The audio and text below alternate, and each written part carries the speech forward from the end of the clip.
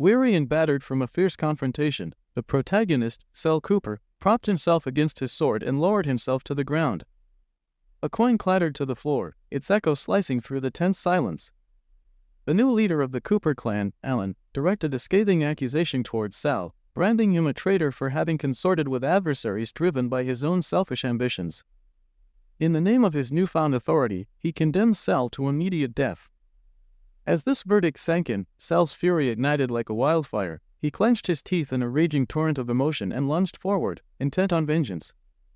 Alas, fate had other plans. Before he could land a fatal strike, a blade found its way through his chest, and his eyes widened in disbelief as he gazed down at the weapon piercing him.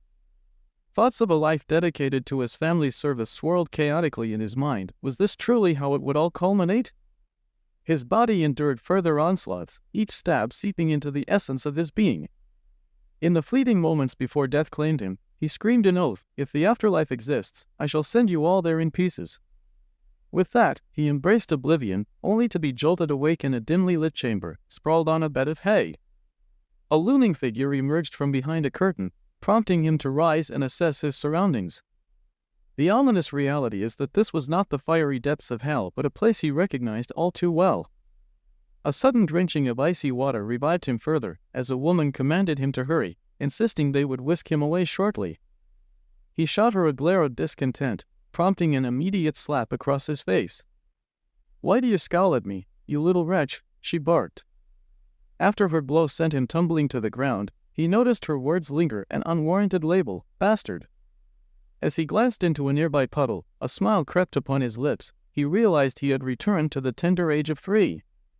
With a wicked gleam in his eyes, he observed his small hands and clenched them into fists. It dawned upon him, this was indeed a rebirth into the fabric of his past life. He had once been the shadow of the Cooper family, a role thrust upon him since childhood, steeped in merciless training including assassination and destruction. The Shadows, tasked with executing the clan's darkest deeds, were promised vast riches and glory in return, a cruel joke that left him embittered.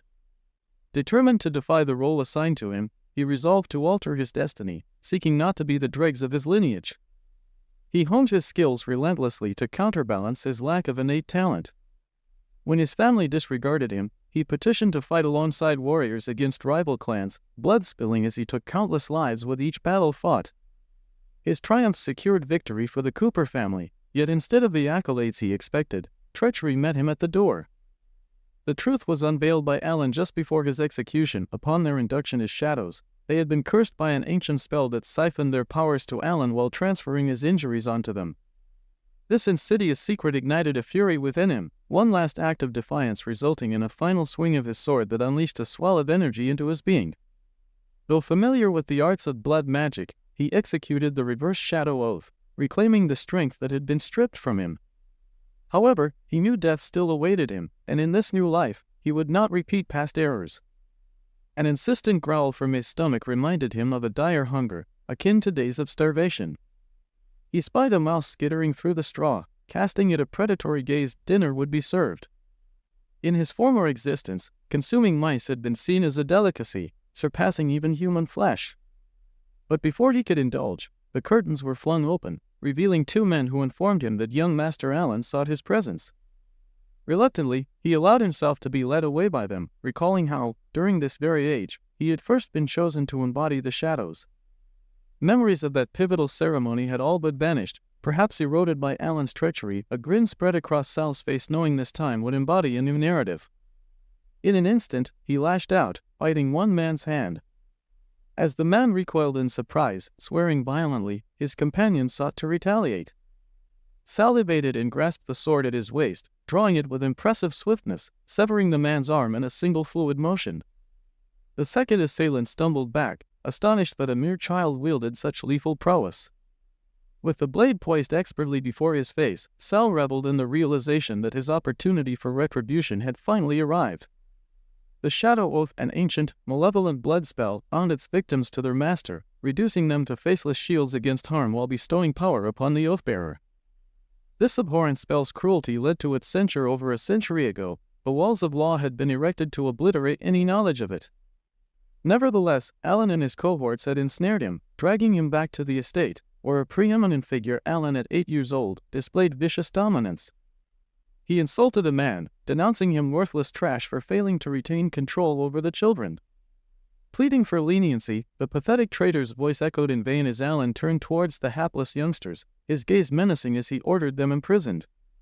Just then, Harriet Cooper, Alan's mother, emerged to intervene, reminding her son of the necessity for caution. This street child's behavior was simply a reflection of his unfortunate upbringing. But their fates were intertwined in current matters, so the initiation ceremony remained paramount. Eyeing Sal with a sinister smile, she advised him to remember this day, a foreboding reminder clinging to the air. As she micromanaged the others, Alan conspired for their captivity while issuing commands to safeguard secrecy. Alan prepared the cups of water, announcing the fate of the children as soldiers in the Shadow Army, and summoned them to swear fealty to their family. The children, oblivious, raised their glasses, pledging their lives to the clan, unaware of the poison lurking in the chalice. Sal caught his reflection in the glass, sharing a sardonic smile before downing his drink, the glass shattering as he and his companions succumbed to darkness.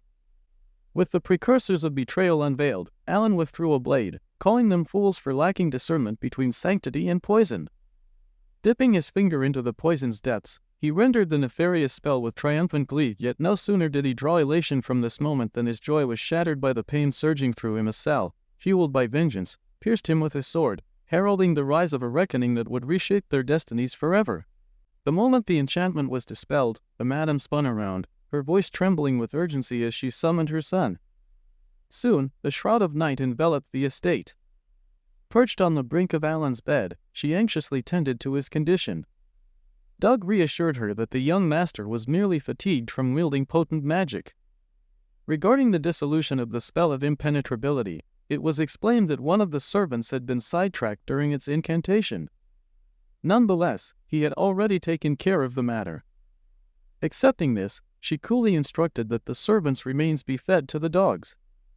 The butler acquiesced with a slight bow, noting that the young master seemed a bit on edge, a reaction not unfounded given the circumstances. After all, he was still rather youthful to shoulder such burdens. This turmoil undoubtedly bore psychological ramifications. Meanwhile, Alan was lost in contemplation, fixated on a singular thought that felt elusive, as if something significant lingered just beyond his grasp. Abruptly, his mother laid a gentle hand upon his forehead, her smile a beacon of comfort. She cautioned him not to fret about the lurking shadows, positioning it as merely a manifestation of the jungle's predilections. He brushed her hand aside, retorting that it was a foregone conclusion. As the future head of the Cooper family, he believed those insignificant lives ought to be sacrificed for his sake. His response elicited astonishment from his mother, whose smile twisted into a wicked grin of recognition. Indeed, he was her progeny, articulating the truth with chilling clarity. "If you desire something, my dear," she declared, "do not hesitate to ask. I shall make it happen." They embraced, her warmth enveloping him, and he affirmed that she was unparalleled. The main protagonist, positioned by the window, regarded the harmonious exchange with a bemused smile, lamenting that Alan Cooper would forever remain a specter of his past. In his former life, as he championed the family's honor, he stumbled upon a trove of blood magic, which serendipitously contained another shadowy oath. He had presented this boon to the family head, albeit under its subtle influence. Fortunately, prior to this encounter, he had thoroughly perused the arcane texts, melding that knowledge with his experiences and the rediscovery of his former prowess. Dismissing the bandage from his hand, he mused that it would only take a single drop of blood to nullify the oath binding him to Alan, a transformation that would drastically reshape their relationship. Yet, despite these ambitions, he was merely 3 years old and far too feeble to challenge the status quo. The time had come for him to cultivate strength, and his inaugural step on this treacherous path would be the infamous Flaming Mountain, a crucible designed by the Cooper family to evaluate shadows and unearth potential successors. Mirroring the tale of Prometheus, who scorned the heavens and bore the agony of an eagle's talons, the Cooper family subjected their young wards to this fiery ordeal. They hurled innocent children into this infernal pit, compelling them to navigate the harrowing journey while the eagles feasted upon their flesh. To falter was to invite death. Only upon the first shadow reaching the summit would they earn the griffin's divine blessing, receiving an indomitable form unmarred by pain. With that said, they soon gathered at the training grounds, where Enos Walker, the shadow trainer, imparted grim wisdom. The children had a mere 3 days to ascend. The method? Irrelevant, survival was the sole objective. He warned that any surrender would be met with execution. With a piercing whistle, the children surged toward the mountain, zealously pursuing their daunting objective. The trainer happened to notice a lone figure advancing deliberately. "That boy is oddly composed," he remarked. "Slow too." His assistant responded, "That's Cooper, the wretch who provoked the young master yesterday." Meanwhile, the main protagonist commenced his ascent, gripping the jagged rock face, igniting laughter from onlookers as he foolishly attempted to scale the heights with bare hands. "He'll be crushed before he reaches even halfway," scoffed the trainer, while his companion pondered why no one intervened to dispatch the insolent child. The trainer assured him they had something more brilliant in mind. With a wry smile, he gestured to his watch, and as if on cue, a colossal silhouette loomed at the mountain's apex. The children halted, petrified at the sight of the lurking creature, a griffin. The shrieks of terror echoed as it stalked toward them, its prey already devoured in its relentless jaws.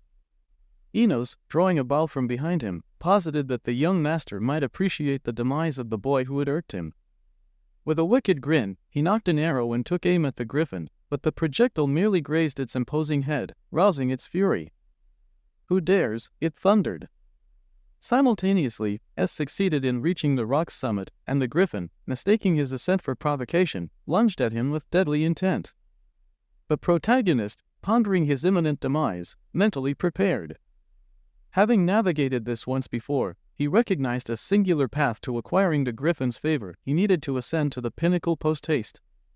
Gripping his sword with newfound resolve, he positioned himself for action. This female griffin, a harbinger of peril, possessed not only formidable might but also the uncanny ability to communicate with humans, a talent acquired through the consumption of human intellect. In return for sustenance, the Cooper family provided her with sacrifices to test the newly minted shadows. Those fortunate enough to claim the griffin's blessing would emerge unscathed. She had an affinity for gold and was even a mother.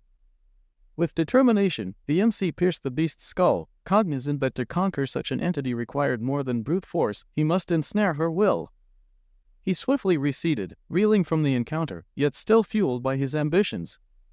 As he engaged in multiple swings, the griffin effortlessly evaded his onslaught. Opening her maw, she summoned a tempestuous vortex, unleashing raw energy that propelled him toward the precipice. Gasping in shock as he grasped the ledge in the nick of time, he chastised himself for his folly. At just 3 years old, combat preparation was far from optimal. His past skills felt irrelevant under the current weight of reality. Then, a cunning realization ignited within him. The cave, he must reach that sanctuary. Gazing upward at its entrance ensconced upon a higher cliff, he spied the griffin gathering energy, eyes fixed malevolently upon him. Surging wind magic pulsated from her, heightening her power exponentially. With evasion in futile abundance, an epiphany struck. The griffin could aid his ascent. Steeling himself, he brandished his sword, delivering a calculated thrust forward as an immense gust erupted. Catapulted backward, he feared the wildly spinning gale might spell his end. Nevertheless, clutching the energy coursing through him, he envisioned using the Shadow Oath to siphon power from Alan just as the young master, blissfully unaware, dropped his tea in shock. Upon successful navigation into the cave, the protagonist turned, sprinting deeper within, casting worried glances toward the approaching griffin, who hissed at the footfalls echoing behind. Upon reaching her threshold, she halted, puzzled to find him brandishing a blade at her cub. "Equipped with broken wings, what are your intentions?" she implored, the fire of curiosity igniting within her. With assurance, he proclaimed no intent of harm, but rather a promise to restore her child's flight. Intrigued, the griffin awaited his conditions, while the trainer and his assistant clambered towards the mountain's summit, unaware of the audacious turn of events that awaited them. As the encounter continued to unfold, a new chapter was set to begin, where power, ambition, and the quest for survival intertwined within the flames. With arms crossed over his chest, he wore a sly smile, proclaiming that all he had to do was provoke his foes before sending them unceremoniously into the depths of hell, where they would remain in wait for his anticipated return. The trainer, taken aback, called out in disbelief, while his assistant, witnessing the ferocious assault of the griffin, hastened to escape, shouting that the situation was utterly unthinkable. Mere moments later, the unfortunate duo had met their grim demise, and the griffin, having devoured the man's remains, declared that she had fulfilled her obligation. It was now his moment to act. He let out a weary sigh, admitting that to achieve this, he had to venture into the dungeon located at the northernmost expanse of the mountain range. The griffin guided him toward the dungeon, halting before a colossal door. There, she reminded him that as per their agreement, he would acquire the sword of Perseus and, in turn, present her with the blood of Medusa, a substance rumored to mend even the gravest of wounds. A smirk crept across his face as he confidently assured her that this would pose no challenge. It struck him as a pity that his objective revolved solely around the sword, rather than assisting the griffin. As the door swung open, an inviting beam of light flooded into the dimly lit chamber, casting its glow upon the visage of the infamous Gorgon, Medusa, surrounded by a trio of menacing statues. Undeterred by the ghastly sight, he pressed onward, his mind wandering to a memory from his past life. The griffin, undeterred, swiped her powerful paws, shattering one statue, only for the fragments to rearrange and form anew. Astonishment crossed their faces as they mused whether these statues could actually transform their anatomical structure. The three statues, faceless and cruel like the fabled Grey Sisters, shared a singular eye and tooth, their lineage tied to the god of the sea. They possessed the ability to command water, and upon spotting one statue enveloped in liquid, he urged the griffin to flee. While she dodged an approaching wave, she exclaimed over the futility of their endeavor. They must secure the sword. He, in turn, assured her that he was indeed on it. She screamed that the ongoing chaos might bring the ceiling crashing down upon them, leading to certain doom. Darting his gaze to the walls, he discerned runes that perhaps bore the key to their salvation. A sly grin formed on his face as he realized that the tumultuous collapse of the dungeon might serve as their unmistakable end. The protagonist dashed toward a concealed portal he remembered from his past life, but power eluded him as he hesitated, raising a finger toward the ceiling, declaring that the runes indicated the need to extinguish the eye above to halt the onslaught. The griffin, meeting his gaze, soon discovered the very eye concealed in the rubble. With dexterity, she seized it, conveying her triumph. Yet, just as she did, one statue lunged forth, seizing her head and causing her form to disintegrate into water. As the griffin regained composure, awestruck, she remarked upon the marvel of transformation she had just witnessed. He approached, sharing that the runes unveiled the secret of Medusa's whereabouts and indicated that the eye of the Grey Sisters was their Achilles' heel. Curious, she inquired about the sword and the blood that could mend her kin. Pointing to a location filled with enthusiasm, he proclaimed the sword lay close by the Medusa statue. When Perseus severed Medusa's head, blood red and green had spilled forth. The crimson was said to be deadly to any creature, while the verdant elixir conferred healing. Though steeped in legend, this dungeon harbored a more profound secret. The griffin leaned in, intrigued, demanding knowledge of what this secret might be. He responded that upon the summoning of Perseus's sword, Medusa would inevitably rise again from the depths of shadow. No sooner had he spoken than Medusa's eyes flared back to life, and in a frenzy, she lunged to attack, her serpentine appendages thrashing, creating a maelstrom of dust that engulfed the chamber. Seizing the precious moment, the protagonist bolted towards the portal, knowing well that the only method to subdue the resurrected Medusa lay in severing her head with the sword of Perseus. As the monstrous creature lunged yet again, he deftly evaded her strike, landing nimbly on the ground. To his astonishment, there was no sign of the griffin. Inquiring where she had gone, he spotted a faint tail peeking from under a stone as a diminutive version of the griffin emerged, declaring the witches before them far more fearsome than their predecessors. His bewilderment grew. Could it be that a griffin possessed the ability to shrink? Medusa charged once more, her serpent striking the ground with treacherous intent, but he managed to flee just in time, grateful for his familiarity with the dungeon from his prior encounter. Nearby, a pair of armor sets caught his eye. He surmised he would need the shield of the Knights of the Round Table to divert Medusa's petrifying gaze. Crouching behind his newfound defense, Medusa unleashed beams of energy upon him, but he found himself overwhelmed by the potency of the barrage. He faltered, thrown back in agony as blood escaped his lips. One shield proved inadequate against her onslaught. The exit was now obstructed, forcing him to endure more punishment as he darted towards the sword's glimmer. Yet doubts clouded his mind, momentarily entertaining thoughts of defeat before casting them aside. How could he truly know but to attempt, even at the expense of his life? With determination, he approached the sword, gripping its hilt, astonished to find he could lift it above his head. But, before he could revel in triumph, one of Medusa's serpents pierced his chest, robbing him of strength. As she drew close, uncaring of his pain, he reflected on his own limitations, wondering how he could possess such strength if not by miraculous fortune. Ghosts of memories resurfaced, reminding him of Alan's relentless bullying, recalling the day he found himself chained to a crucifix while Alan and his mother stood nearby. Consciousness had yet persisted, and he could scarcely imagine they had absconded with his talents.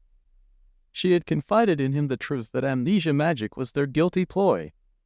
Realization dawned upon him, and it piqued his spirit.